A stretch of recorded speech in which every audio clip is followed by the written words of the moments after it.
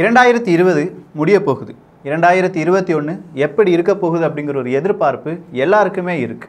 அந்த எதிர்பார்ப்பு உங்களுக்கும் எனக்கும் இருக்கும். ஆனால் அதே எதிர்பார்ப்பு ஜியோபொலிட்டிக்ஸ்லையும் இருக்கிறது. 2021ல் உலகம் எப்படி இருக்க போகிறது, யாரை நம்பி இருக்க போகிறது, எந்த நாட்டை நம்பி இருக்க போகிறது, இந்தியாவினுடைய எதிர்காலம் எப்படி இருக்க போகிறது, அதைத்தான் எந்த ஒரு பதிவில் பார்க்க போகிறோம். அன்பு தமிழஞ்சங்களுக்கு தமிழ் பொக்கிஷத்தின் வணக்கங்கள்.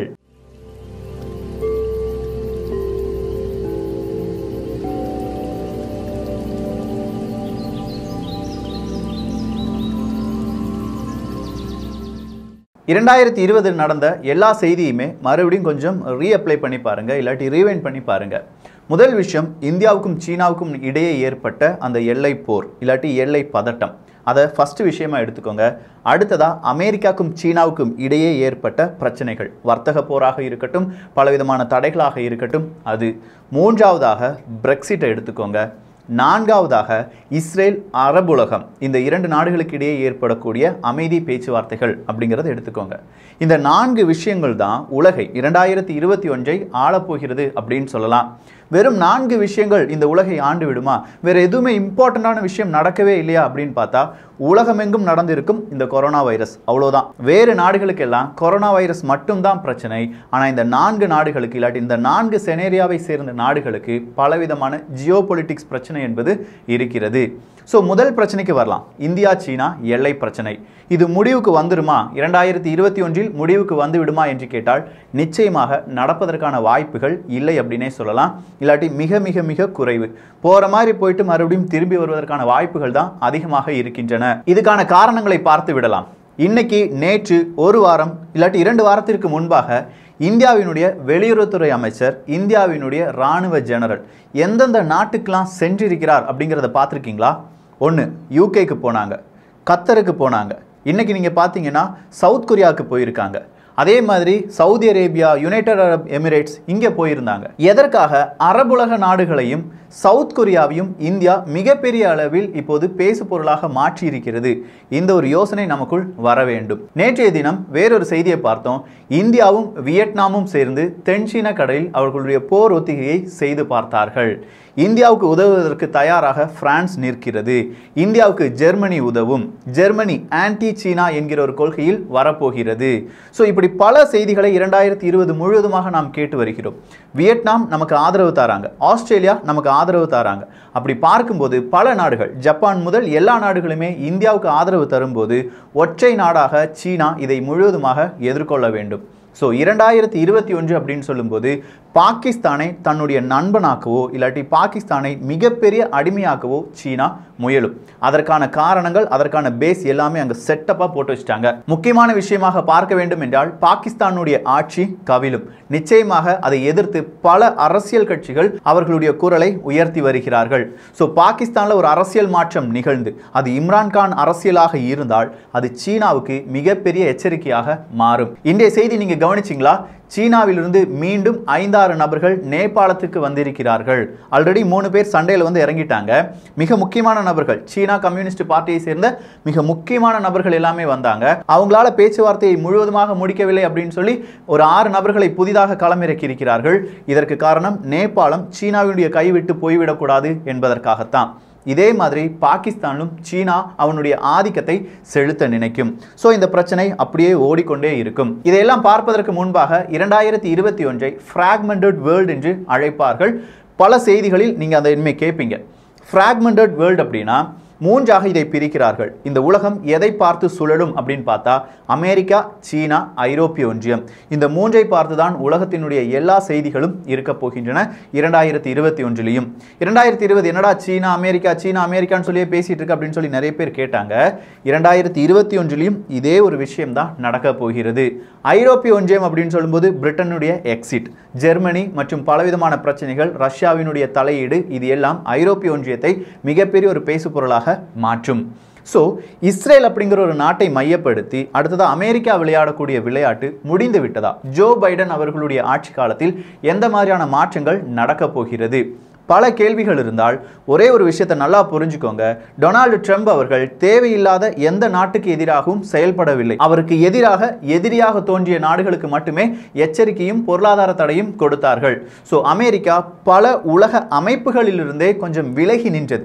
அது ஐநா சபையாக இருக்கலாம், வேர்ல்டு பேங்காக இருக்கலாம், வேர்ல்டு ஹெல்த் ஆர்கனைசேஷனாக இருக்கலாம். 2020 இதெல்லாம் நடந்துச்சு. ஆனால் ஜோ பைடன் அவர்கள் வந்த பிறகு என்ன நினைப்பாங்கன்னா, அமெரிக்கா இஸ் பேக் அப்படின்னு சொல்லி வருவாங்க.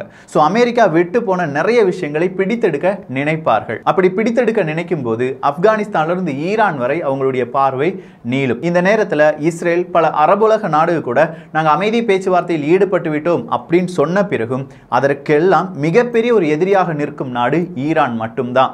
அதை எதிர்ப்பதற்கான சின்ன சின்ன ஆயத்த நடவடிக்கைகளில் இப்போதே இஸ்ரேல் இறங்கிவிட்டது. ஒரு வாரத்திற்கு முன்பாக இருந்தே ஒரு செய்தியை நம்ம பார்த்து வருகிறோம். சிரியால மறுபடியும் ஒரு போர் பதட்டம் வந்து நிற்கிறது. சிரியால ஒரு போர் பதட்டம் என்றால் அங்கே துருக்கியும் வரும், அங்கே இஸ்ரேலும் வரும். இஸ்ரேல் காசா பகுதிகளில் வான்வெளி தாக்குதலை நடத்துகிறது. அப்படின்னா இந்த நேரத்தில் சிரியாவுக்கு ஆதரவாக யார் களமிறங்க வேண்டும்? ஈரான் என்கிற நாடு களமிறங்கியே ஆக வேண்டும். ஸோ ஈரானை பொறுத்த வரைக்கும் ஈரான் டைரக்டா ஒரு யுத்தத்திற்கு வருமா என்று கேட்டால் எப்படியாவது அதை ப்ராக்ஸி யுத்தமாக மாற்ற நினைப்பார்கள். நேரடியாக களத்துக்கு வராமல் பலவிதமான குழுக்களை வைத்து கொஞ்சம் கொஞ்சம் விஷயங்களை சேர்த்து கொள்ளலாம் அப்படிங்கிற மாதிரியா தான் ஈரானுடைய நிலைப்பாடு இருக்கும். அதே நிலைப்பாடுடன் தான் இப்போது பாகிஸ்தானும் இருக்கும். பாகிஸ்தானுடைய ஆட்சி கவிழாமல் இருப்பதற்காக இந்தியாவை எதிர்த்து பேசுவதற்கோ இல்லாட்டி இந்தியா எங்களுக்கு எதிராக பல நடவடிக்கைகளில் ஈடுபட்டு விட்டது அப்படின்னு சொல்லி உலக நாடுகளை நம்ப வைப்பதற்காக ஆப்கானிஸ்தானிலிருந்து பாகிஸ்தானில் இருக்கிற பலுச்சிஸ்தான் வர பலவிதமான பிரச்சனைகளை ஏற்படுத்துவார்கள். அது எல்லாம் இப்போது நடைபெற்று கொண்டுதான் இருக்கிறது. ஆப்கானிஸ்தானில் டெய்லி 2 குண்டுகள் வெடிக்கின்றன. காரணம் யார் அப்படின்னு பார்த்தா தாலிபன்கள் சொல்றாங்க. தாலிபன்களுக்கு யார் உதவுகிறார்கள் அப்படின்னு பார்த்தா பாகிஸ்தானை கை காண்பிக்கிறார்கள். ஸோ பாகிஸ்தான் இன்டைரக்டா ஆப்கானிஸ்தானில் அவனை முன்னிலைப்படுத்த நினைக்கிறது. அதற்கு உறுதுணையாக இருக்கிறது சீனா.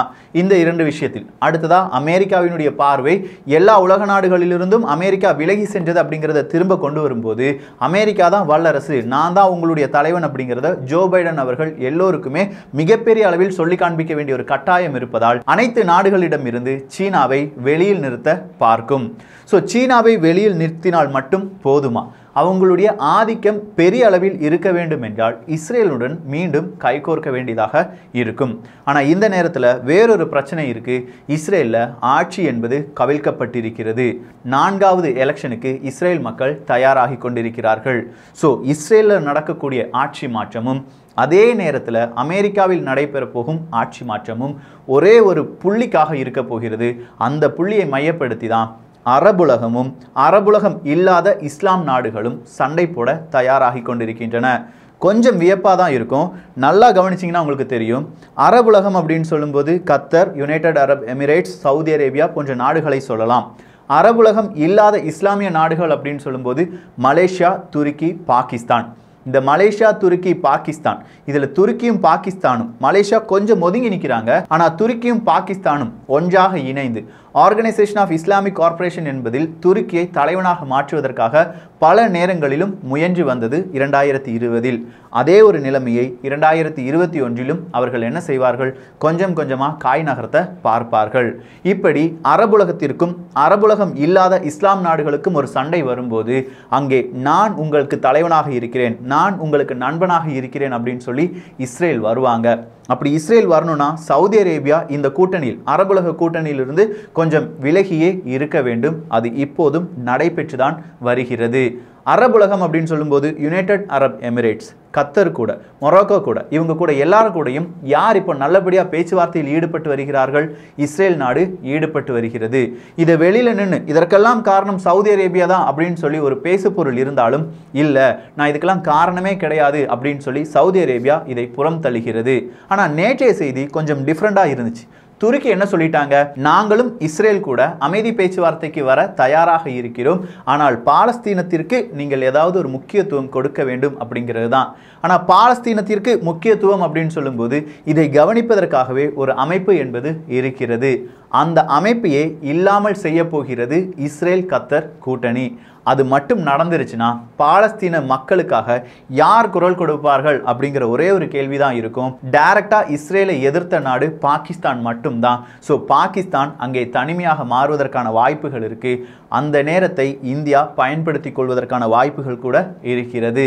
இப்படி பல நேரங்களிலும் இந்த உலக அரசியலில் வரப்போகும் பிரச்சனைகள் கிட்டத்தட்ட ஒரு 5 நாடுகளால் மட்டுமே இருக்க போகிறது. ஒன்று சீனா, இன்னொன்று அமெரிக்கா, அடுத்ததா இந்தியா, ஐரோப்பிய ஒன்றியம், பாகிஸ்தான், துருக்கி. இதே மாதிரியான ஒரு குறுகிய வட்டத்தில் தொடங்கக்கூடிய இந்த உலக பிரச்சனை பலவிதமான நாடுகளை பாதிக்கும். தென்சீன கடலில் பிரச்சனைகள் வந்தால் அதுவும் இந்தியாவை பாதிக்கும். இந்தியா குவாட் கூட கொஞ்சம் இனிஷியேட்டிவ் பண்ணியிருக்காங்க. அப்படி 2020 வரப்போகும் நாட்களில் நிறைய பிரச்சனைகள் இருப்பதற்கான பேஸ்மெண்ட் மட்டும்தான் அமைக்கப்பட்டிருக்கிறது. 2021 உண்மையான சுட சுட பலவிதமான நிகழ்வுகளை நம்மால் பார்க்க முடியும். பல நாடுகள் எதிராளியாகவும் பல நாடுகள் போருக்கு தயாராகவும் மாறுவதற்கான வாய்ப்புகள் கூட இருக்கின்றன. இன்னைக்கு வேறொரு அறிவிப்பை ஈரான் கொடுத்திருக்காங்க. ஜனவரி 20, 2021 ஈரான் மீது எந்த தாக்குதலையும் இஸ்ரேலும் அமெரிக்காவும் செய்யக்கூடாது. சப்போஸ் நீங்க செஞ்சீங்கன்னா யுத்தம் என்பது தானாக வரும் என்று அறிவித்திருக்கிறார்கள். இததான் இந்த ஜனவரி மாதம், அதாவது டொனால்டு ட்ரம்ப் அவர்கள் அவருடைய அரசு பதவியை அப்படியே கைவிட்டு போவதற்கு முன்பாக ஏதாவது ஒரு பிரச்சனை சீனாவுக்கு எதிராகவோ ஈரானுக்கு எதிராகவோ செய்யப்படும் என்பது பல உலக வல்லுநர்களுடைய கணிப்பாக இருக்கிறது. அது நடந்தால் ஒரு போர் வருவதை யாராலையுமே தடுக்க முடியாது. எது எப்படி இருந்தாலும் எல்லாருமே தயாராகிட்டு இருக்காங்க. நீங்களும் கொஞ்சம் உன்னிப்பா கவனிங்க. ஜெய்சங்கர் அவர்களும் அதே மாதிரி நம்முடைய ராணுவ ஜெனரல் அவர்களும் எங்கெல்லாம் போறாங்க, எந்தெந்த நாட்டுக்கு போறாங்க, எத்தனை நாட்கள் எந்த மாதிரியான அக்ரிமெண்ட்ல ஈடுபடுறாங்க, இந்த 2 நபர்களை மட்டுமே நம்ம கவனிச்சா போதும் பல உலக அரசியல் நமக்கு தெரிய வரும். ஸோ இந்த 2 நபர்களுடைய பலவிதமான பயணங்களை கவனிக்க வேண்டியது நம்முடைய பொறுப்பாக மாறுகிறது. அதை பொறுத்து இந்தியாவின் எதிர்காலம் மாறுவதற்கான வாய்ப்புகள் கூட இருக்கின்றன. 2021 சின்ன ஒரு விஷுவல் ஃபிலிமை தான் நம்ம இப்போ பார்த்துருக்கோம். இன்னும் டீட்டெயிலான ரிப்போர்ட் இன்னும் 1-2 நாட்களில் தமிழ் பொக்ஷம் சார்பாக பதிவு செய்யப்படும். இந்த ஒரு காணொளி பற்றிய உங்களுடைய கருத்துக்கள் இங்கே வரவேற்கப்படுகின்றன. எல்லோரும் தமிழ் பொக்ஷத்தில் இணைந்திருங்கள். தமிழ் பொக்ஷம் சேனலை சப்ஸ்கிரைப் செய்யாத தோழர்கள் தோழிகள் தயவுசெய்து சப்ஸ்கிரைப் பண்ணிக்கோங்க. நல்லதை பகிர்ந்து நல்ல சமுதாயத்தை உருவாக்குவோம். நன்றி, வணக்கம்.